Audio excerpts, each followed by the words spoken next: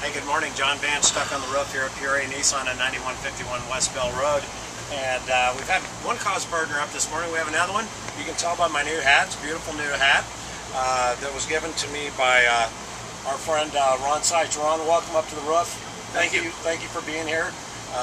Ron represents and is the director at Fighter Country Partnership. They are a group, a nonprofit that serves all the families and all the need that there is out in a whole different city, really, through my research, right? At Luke Air Force Base, right? Providing assistance and help to all the servicemen, women, and families out here in the West Valley of Phoenix. Can you tell us a little bit about Fighter Country? Well, we have two arms. We're a 501c3 nonprofit, and then we're also a 501c4 lobbying advocacy organization. So, and our mission statement is to support the men, women, families, C3, and mission, C4 of Luke Air Force Base. So there's a lot of legislative issues that come up around that we are the conduit and create the platforms for our municipal leaders, Senator McCain, to speak on, to really make sure that Luke can stay here, right? And because we all know that it's a $2.17 billion economic engine, so it's very important that it stays here.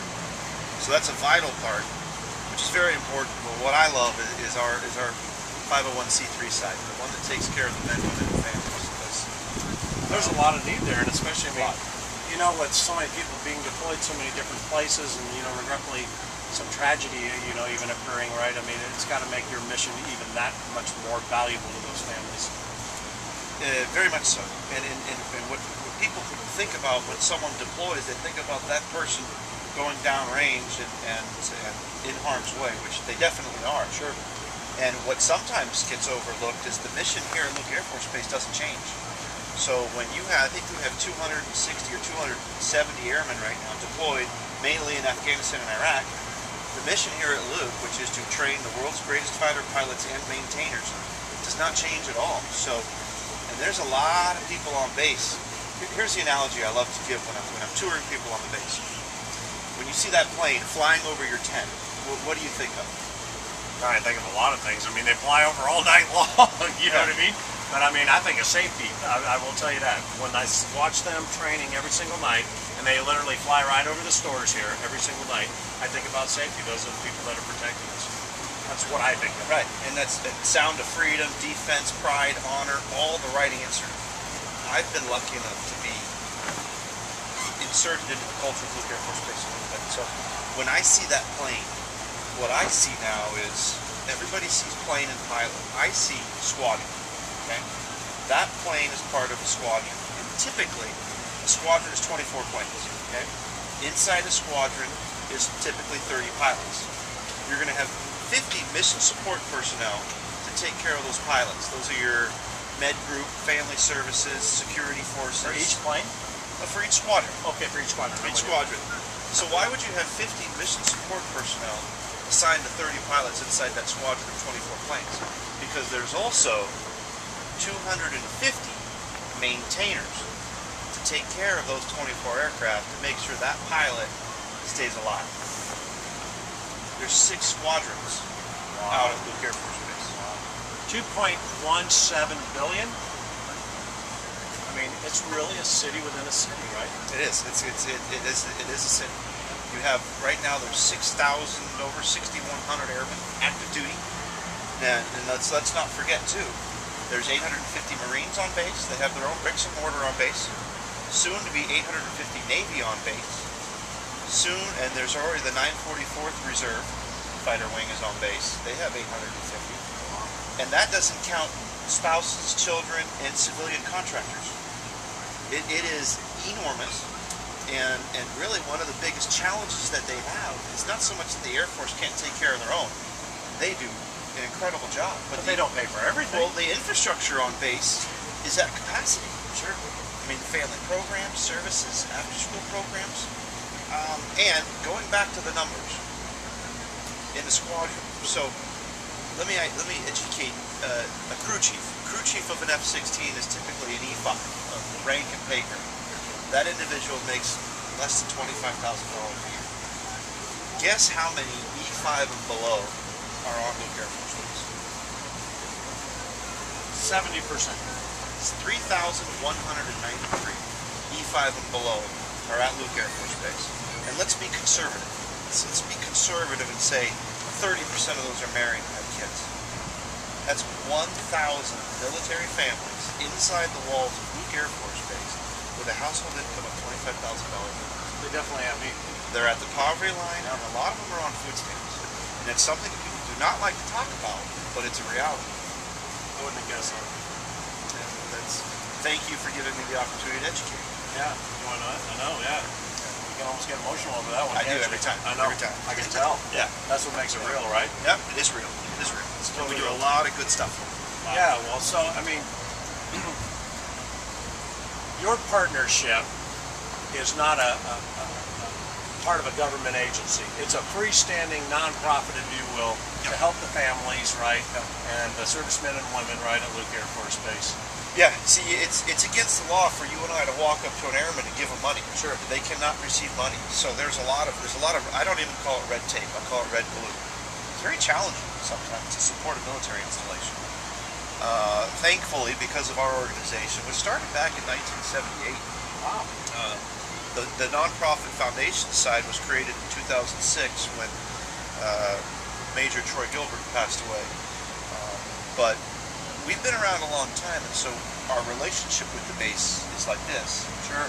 So we are the conduit for support. We know how to navigate through the red and blue, and we communicate. I mean, my office is on the base. Right. But yeah, What type of support do you give the families? Just since we're kind of going down that path. Give me some examples. Well, a lot of them are case by case. Sure. But really, it's quality of life support. The government's cut back a lot of their funding for things that really maintain a high quality of life for these military personnel.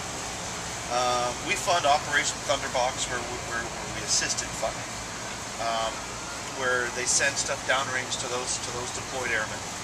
We do Airmen Against Drunk Driving. We support that. We support the Luke Airmen's Fund, which is kind of like the discretionary account that the base has to assist in case-by-case issues. Like, for instance, you know, that one staff sergeant whose wife passed away of cancer, and they have 5 kids. You know, there's a lot of situations like that on base where there's need, and so many big examples. A lot of things that we do that I'm really proud that we do is really like annual picnics, 4th of July celebrations. A golf tournament too, don't you? Award ceremonies. Well, yeah, we have our golf tournament which raises money. Okay. And really the money that we raise there supports all those things that we support. And the reason why I bring up picnics, like I was at a city council meeting the other night, and I was asking for money to fund one of the annual picnics. And they said, well, why would we want to give you, why would we want to give you money to support a picnic when there's all this need out there? And it was a great question. And here's why. Because picnic is what they've always done. They've always done it. Well, the funding has been cut.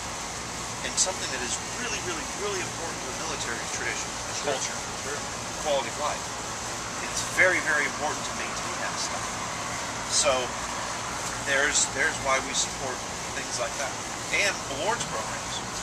You know, paying for trophies, paying for dinners for the young airmen who can't afford dinners, maybe to go to those award ceremonies where they're accepting an award for achievement. You know, in the civilian world, you get a bonus. Sure. You don't get a bonus in the military. You get recognition. You get recognition. A pin, a medal. Right. Yeah. And so we support those wholeheartedly too. That's awesome. Pretty How do you unique. raise money? Tell us about some of your efforts to raise money, right, for fighter companies. Education and awareness. What we're doing here. Yep, I do that on the front end. I get the privilege of bringing influencers on the base and really giving them an inside look at what makes the base operate. And during that time, I educate about the challenges that they have.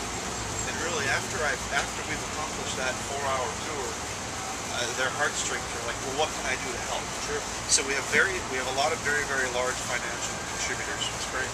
And then we do a few events a year. We're a staff of 2.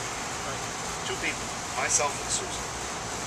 And we have a board of 18 very strong individuals, and they assist a lot. So we do 2 events a year. Our big one is our golf tournament coming up on June 3rd. And it was in June. Yeah. Do people still register and play that? You know, we have a good problem there. You're full. Almost. There's about 7 foursomes left. And you can register on our website. What's your website? Tell everybody. Fightercountry.org. www.fightercountry.org. Can they figure out also how to volunteer? Do you do volunteer type efforts? We have a very, very, very thorough website. Imaginary Trout does a lot of work for us there. And they're very good at what they do. And if you want to learn about Fighter Country, go to that website.